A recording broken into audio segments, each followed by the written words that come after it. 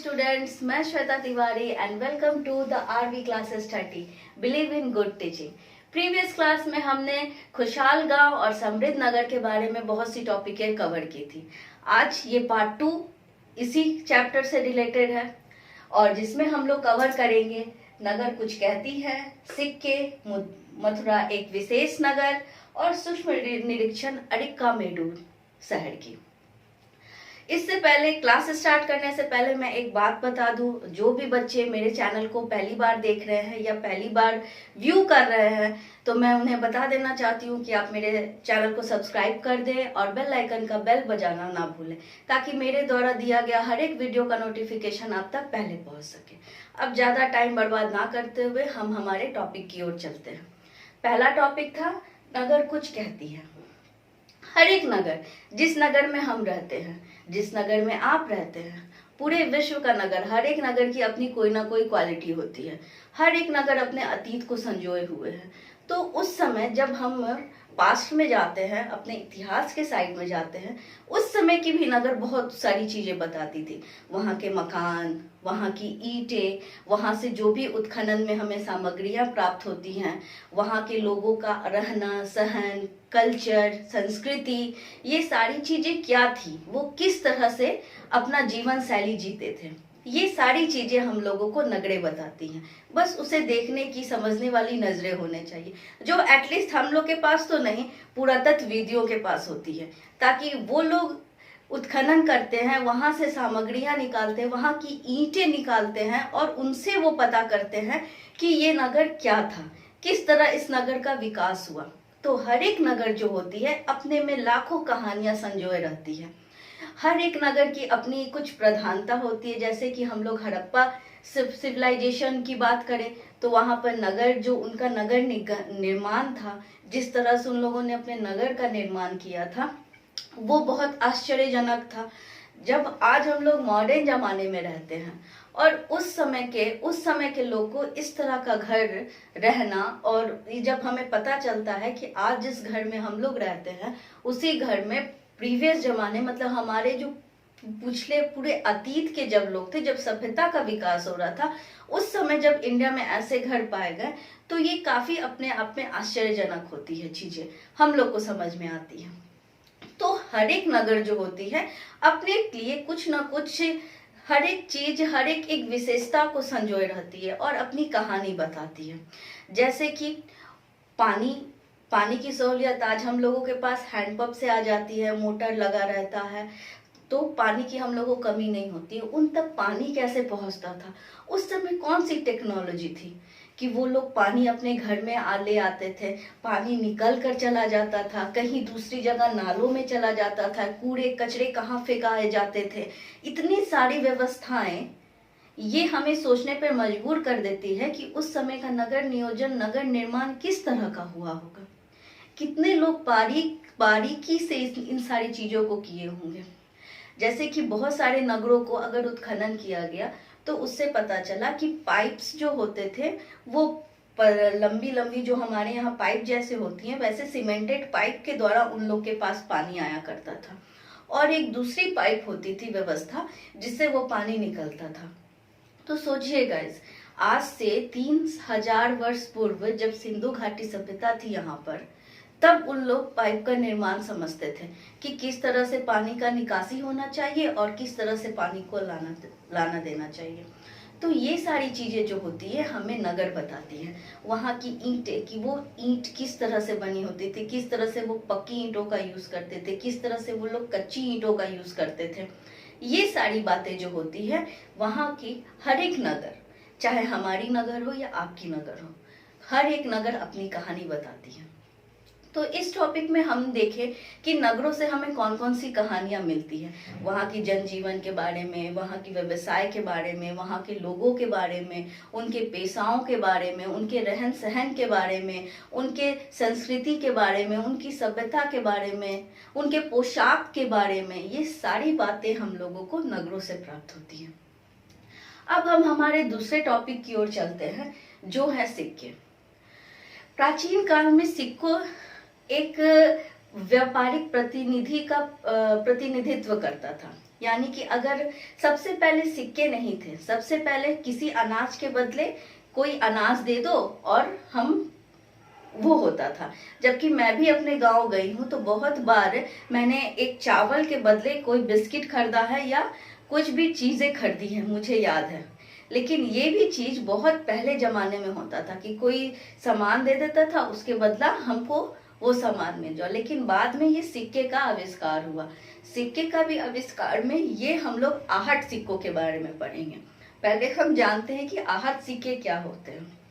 बहुत सारे सिक्के होते हैं, सोने, चांदी, तांबा, जस्ता, बहुत सारे चीजों से सिक्के बने होते थे। और बहुत सारे सिक्कों में हम लोगों ने ये भी जाना है कि राजाओं के नाम होते थे, उनके चिन्हों का प्रतीक होता था, उनके साम्राज्य का विवरण होता था, ये सारी चीजें होती थी। लेकिन इस बार एक विशेष प्रकार का सिक्का मिला जिसको मैंने पहले भी बताया, आहट सिक्के कहें।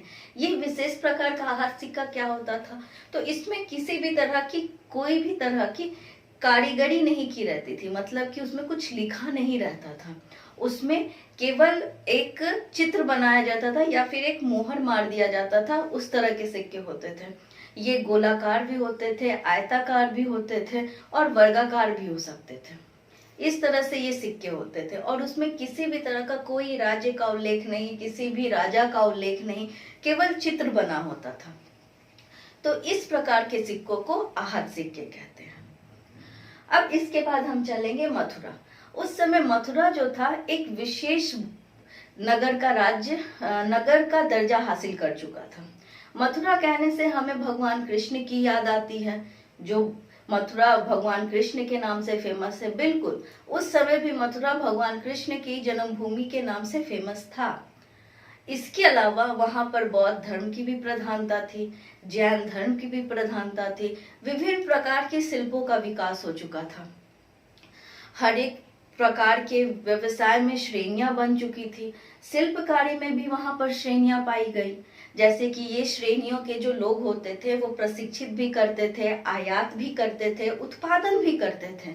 ये सारी चीजें श्रेणियाबद्ध तरीकों से होती थी और इन श्रेणियों में हर एक व्यक्ति जो था अपनी अपनी प्रधानता को, अपने अपने कामों को बहुत ही अच्छे ढंग से किया करता था। इसके अलावा अगर हम लोग शिल्पकारी के अलावा हम लोग देखें तो बढ़ई, बुनकर, कृषि उत्पादक, पशुपालक, बर्तन बनाने वाले कुम्हार, ये सारी चीजें भी हमें मथुरा में पाई गई हैं।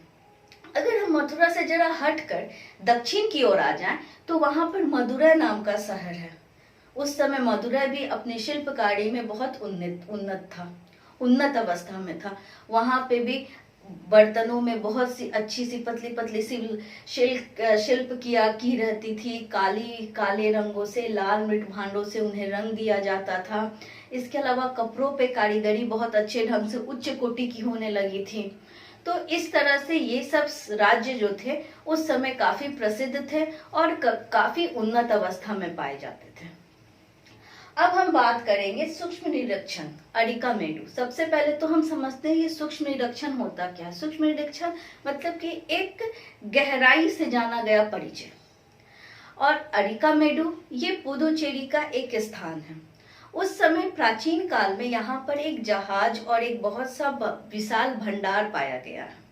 इसका मतलब ये है कि ये अरिकामेडु जो था उस समय पतन के लिए, यानी कि जहां पर जहाज आते थे, जहाज का बंदरगाह हुआ करता था। यहाँ पर रोम के द्वारा बनाई गई बहुत सारी मूर्तियों का पता चला है जो हमें अभी आधुनिक रोम में देखने को मिलती है। इसके अलावा रोम में भी यहाँ के बनाए हुए बहुत सारे चित्रकारी, बहुत सारे बर्तनों का और बहुत सारे सोनों का, हीरो का, पत्थरों का पता चला है, जिससे हमें यह अंदाजा निकलता है कि इनकी जो व्यापार वाणिज्य थे ये रोम से करते थे।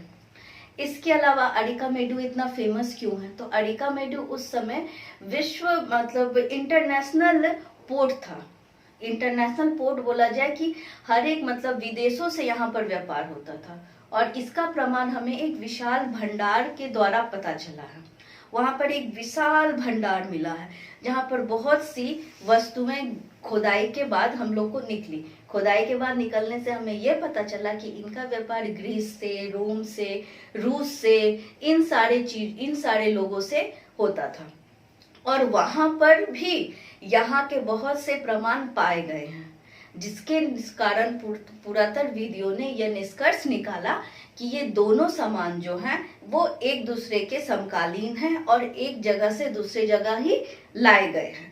तो इस तरह से हम लोग देखते हैं कि उस समय प्राचीन काल में अरिकामेडु साम्राज्य जो था वो एक अंतरराष्ट्रीय पोर्ट के रूप में उभरा था। वहां पर बहुत से विदेशी लोगों के साथ आयात निर्यात किया जाता था। यहाँ के पदार्थों को वो वहां ले जाते थे और वहां के पदार्थों को ये यहाँ पर बेचते थे, जिसकी वजह से हमें हमारी संस्कृतियों का, हमारे कल्चरों का, लोगों के वेशभूषा का, लोगों के ज्ञान का इस तरह से पता चलता है। तो गाइज, खुशहाल गांव और समृद्ध नगर में हम लोगों ने सबसे पहले जाना खुशहाल गांव और समृद्ध नगर का मतलब, किस तरह खुशहाल गांव समृद्ध नगर में परिणत हुआ, किस तरह हमारी कृषि व्यवस्था लोहे के आविष्कार के कारण आगे बढ़ी, किस तरह से हमारा वाणिज्य व्यापार अपनी उन्नत अवस्था में पड़ा। उसके बाद हमने आज सीखा कि नगर भी कुछ बताती है, अपने इतिहास को, अपने अतीत को, लाखों कहानी संजोए हुए हैं। सिक्कों के बारे में हमने जाना कि आहत सिक्के क्या होते हैं। उसके बाद मथुरा की विशेषता बताई हमने, मदुरै की विशेषता जाना और अरिकामेडु के बारे में जाना कि वो उस समय एक अंतरराष्ट्रीय पोर्ट के रूप में था। तो गाइस, इस क्लास में बस इतना ही। नेक्स्ट क्लास में हम नए सब्जेक्ट के साथ आएंगे, कुछ नई जानकारी के साथ आएंगे। तब तक मेरे चैनल को लाइक कीजिए, मेरे चैनल को सब्सक्राइब कीजिए, वीडियो को लाइक कीजिए और बेल आइकन का बेल बजाना ना भूलें, ताकि हर एक नोटिफिकेशन आप तक पहले पहुंच सके। और अगर मेरी वीडियो अच्छी लगी हो तो उसे शेयर भी करें। फिर मिलते हैं नए क्लास में कुछ नई जानकारी के साथ। तब तक जय हिंद, जय भारत, जय बिहार।